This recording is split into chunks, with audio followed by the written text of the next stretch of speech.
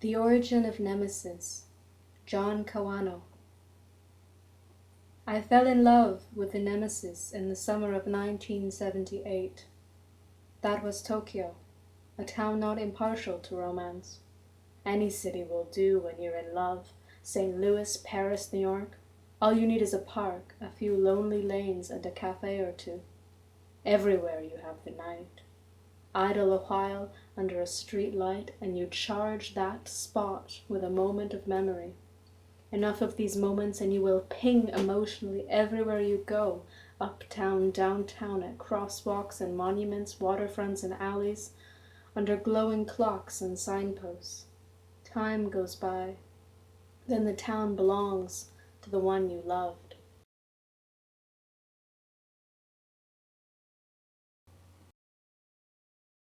Before and after me is a history of schoolboys, college students and salarymen, all having passed the blue hour with Yukikara, alias the Nemesis. The nickname was a consequence of her war with my great friend, Oi. I had warned him about her powerful effect on men. Most either loved or despised her, depending on how high they allowed their hopes to rise. Practical Oi never expected love, but he wanted respect. The Nemesis, for the most part, expected to be left alone. I hoped they would get along, but upon first sight of one another they were enemies.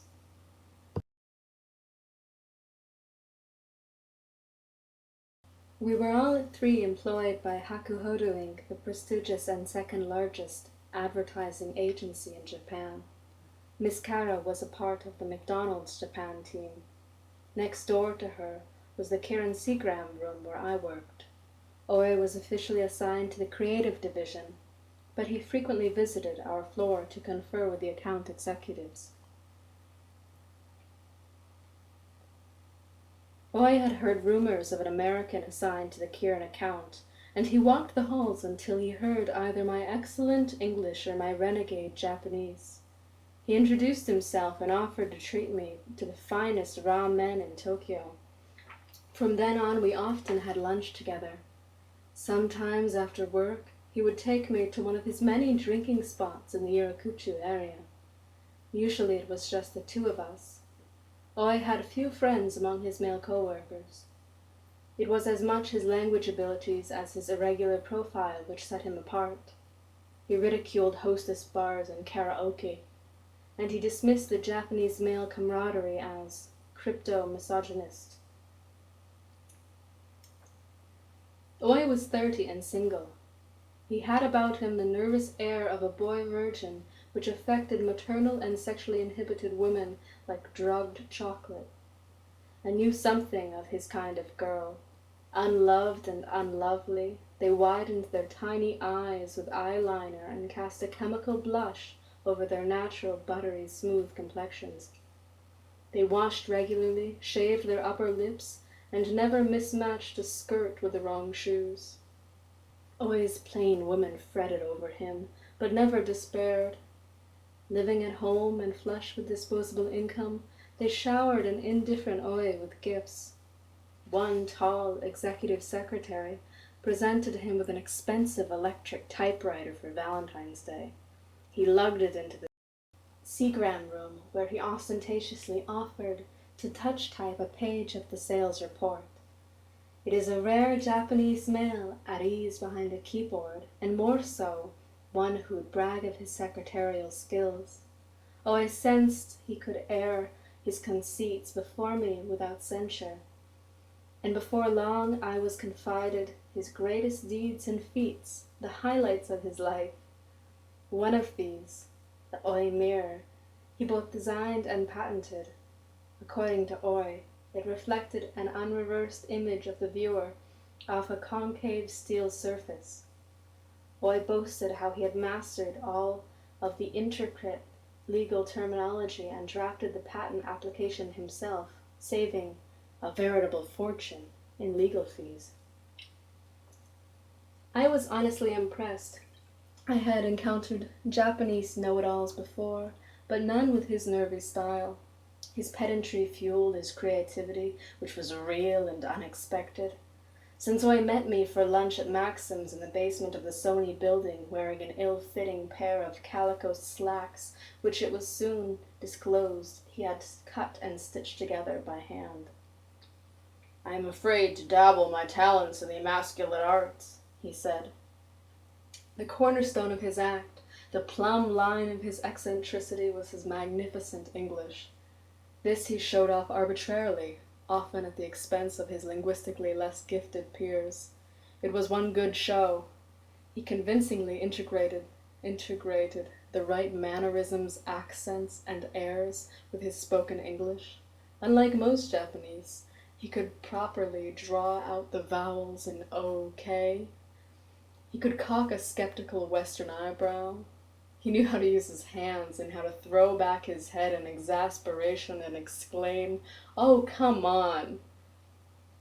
Backstage, metaphorically speaking, were hours on hours of meticulous rehearsal. Almost 5,000, admitted Oy. He had perfected his ers and ls by taping American movies, radio and television broadcasts, and then going over each dialogue repeatedly, phrase by phrase. He amassed his monstrous vocabulary by systematically categorizing and committing to memory every new word or phrase encountered. He monitored his spoken Japanese with zeal, scanning for meanings he was unable to communicate in English. Anything that stumped him set him off. In a measured frenzy, he would scribble the unholy letters on one of the little cards he kept in his wallet. Later, he would process the day's catch with the help of the 12-odd dictionaries on his desk. Once, when he was drunk, Oy allowed me to see his vocabulary book. Here, between the covers, was page after page of his tiny handwriting. In each left margin were listed unfamiliar English words and expressions. One page at random from one of these notebooks reads, down from the top left, "Aver, avocado, AWOL, juniper, lather," and "in the bag." Next to each entry was a definition in Japanese. Next to this was written the context in which the vocabulary occurred. Finally, in triple tiny letters were 3 examples of usage, and sometimes in red ink an example of incorrect usage. A number of check marks in green ink decorated the blank space between the entries. Each check, he explained, represented one time he'd either used or reviewed that particular word or phrase. 5 or more checks and he X'd the entire entry in red. When all of the 20 or so entries on a page were X'd out, he stamped his name with a hanko in the top right corner of the page. Eventually, there was not a page without its own round Oy in Chinese characters, hanging like an orange sun over the semantic plane. This completed 1 volume of work. It was numbered, dated, bound in rubber bands, and filed away. Somewhere in Tokyo, Oy had stashed 2 sake barrels loaded with 50 of these notebooks, along with a few hundred dialogues recorded from English-language television. He was unable to destroy the evidence, but would hint at its existence when he was drunk or in a certain introspective mood. I liked to test the limits of his abilities. Normally he could hold his own against, outspell and out-articulate the average freshman from, say, the University of Miami. If you knew how, it was possible to expose his soft spots. I would accelerate my speech, blurring all the consonants, and then blast him with off-speed idioms and jargon. The speed didn't faze him, nor did the recondite vocabulary. The trick was to find an artless word, which wouldn't commonly occur to news writers or writers of language texts. I couldn't trip him with perspicacious, but I might with something like parboil. Thus it was with perverse alacrity, that Oy frequented me, one of the few in the city who could so bedevil him. I was only a symptom of his relentless pursuit, his siege of the maddening, ever-dwindling state of imperfection which haunted him like a calculus curve, ever approaching infinitesimally, yet never reaching the status of a native speaker of English. The origin of the Nemesis turns in part about Oi's pride and his linguistic obsession.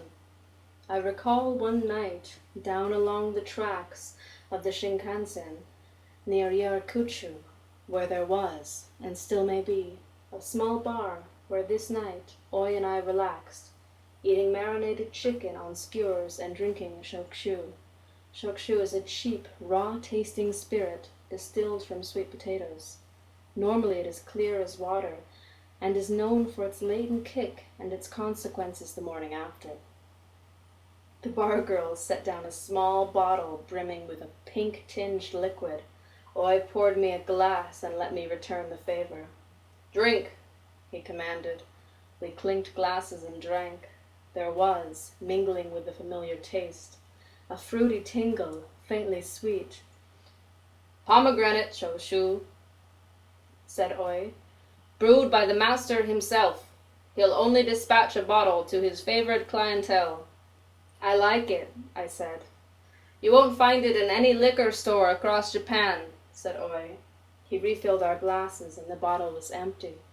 Over his shoulder I could see the master talking with the two businessmen at the counter. They turned away when I looked up. "Ignore them," said Oi, following my gaze. "It's most discombobulating for them to hear a Japanese converse in other than broken English." "Ja nihongo de hanashi masho," I said. "Let's speak in Japanese." "Your cadence betrays you," said Oi. He repeated the phrase for me with a properly clipped rhythm. The businessman made guttural sounds of amusement.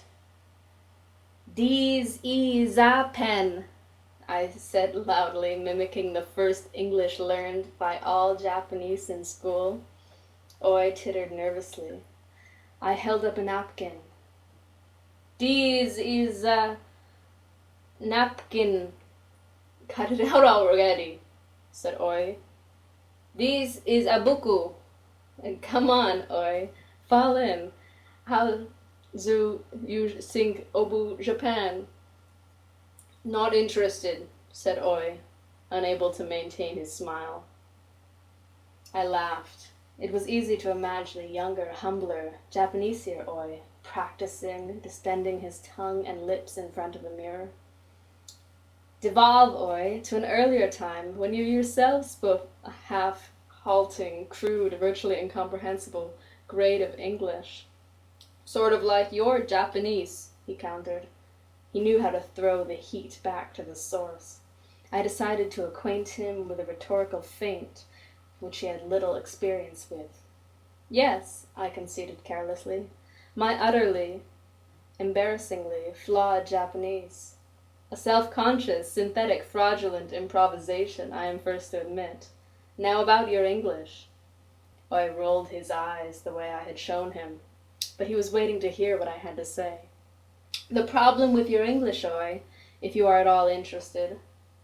Oi was drinking his shoshu with great relish. "The problem with your English is its disturbing lack of integrity." "How so?" asked Oi, mesmerized apparently by something at the bottom of his glass. "I refer, if you really want to know, and you do, to its rather sycophantic quality, cringing almost." Oi was silent. I continued. "It lacks character, in my opinion. I mean, if I really listen to your perfect English, I can hear you practicing. I can see you thinking about it, wringing out everything possibly Japanese about your delivery. This gives me the creeps." Oi's face was calm, but there was sweat on his lip and forehead. I wish now I had stopped there, but I didn't. "I don't think you should sacrifice your native language to speak a foreign language. Like in prep school, I remember this girl in my French class. Her family had once lived in Europe, and she had been to France many times.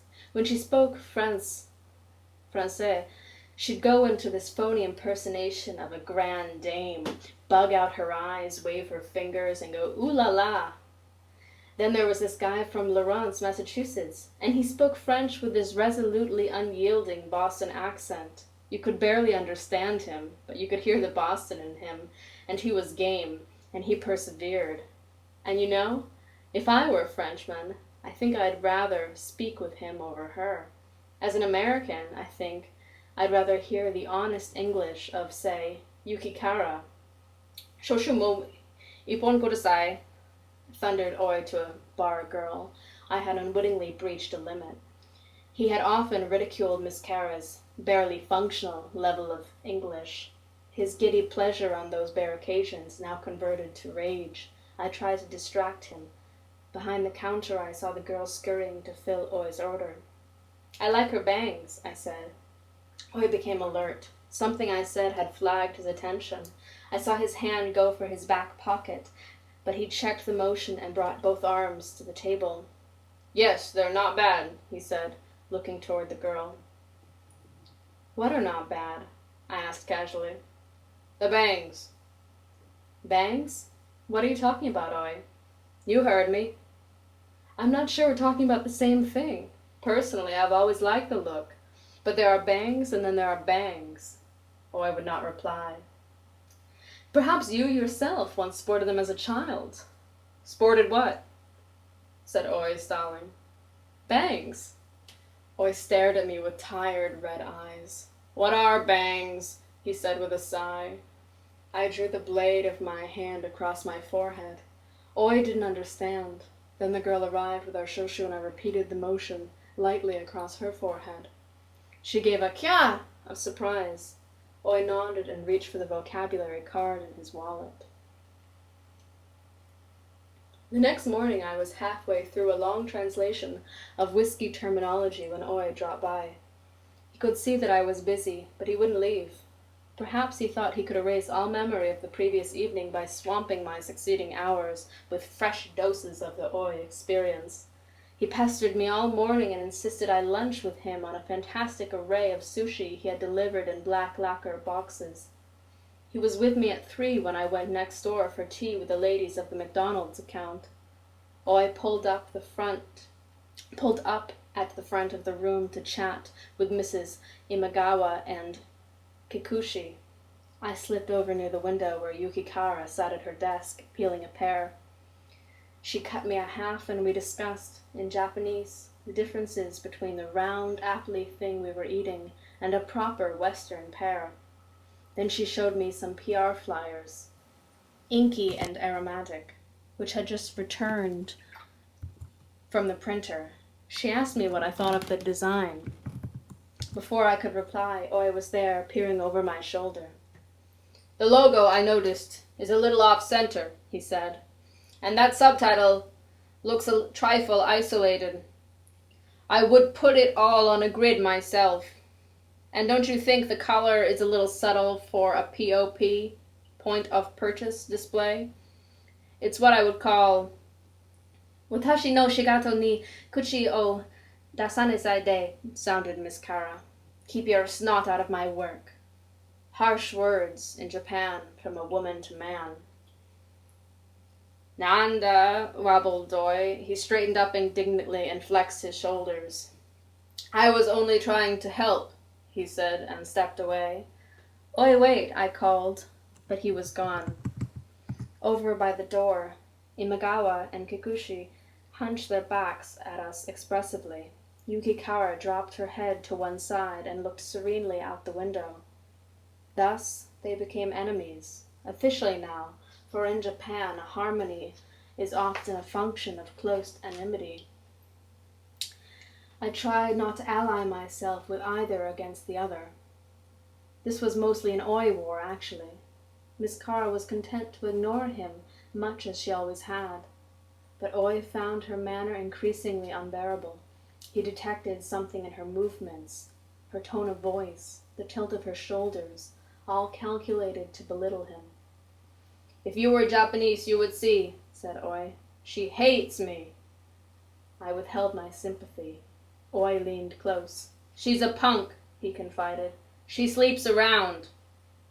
He turned his ear toward the light partition separating the KS and McDonald's rooms. On the far side, I heard Miss Kara clear her throat. Lay off, I said, choosing my words carefully.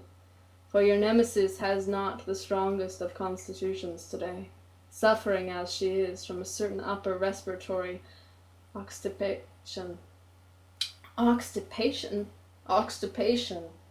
I reached for his vocabulary card. Congestion, I explained. He scribbled something down. Clever Oi, I should have recognized oxidation as exactly the kind of useless word he would have packed away long ago. A few days later we were having drinks at a tiny bar in Shinjuku, where Oi kept on the shelf his personal bottle of century old. Whiskey, century or otherwise, affected Oi as could no amount of shoshu. Beaming red, he brought his face barely an inch from mine and snickered. "I saw the Nemesis come out of a love hotel with a man," he whispered. "That's her business," I said. "Who was he?" "I don't know." "By the way," I said, Nemesis is always used with a possessive, e.g., Superman's nemesis is Kryptonite. Aye-hab's nemesis is Moby Dick. Elmer Fudd's nemesis is Bugs Bunny, said Oi, catching on. And Oi's nemesis is... He balked. Much as he hated all forms of incorrect English, he was equally loath to adopt the necessary possessive in conjunction with his enemy. Finally, though, he preferred the defective euphemism over having to suffer his lips the intimacy of my nemesis. It became a regular part of his repertoire from the following afternoon. "Give my regards to the Nemesis," he said to me with a wink. I, too, came to be taken with the name, using it with as much affection as did Oi with disdain. The Nemesis never noticed the intrigue. Much later, it was in the spring, I told her the story, beneath the cherry blossoms, under the night sky over Inokashira Park.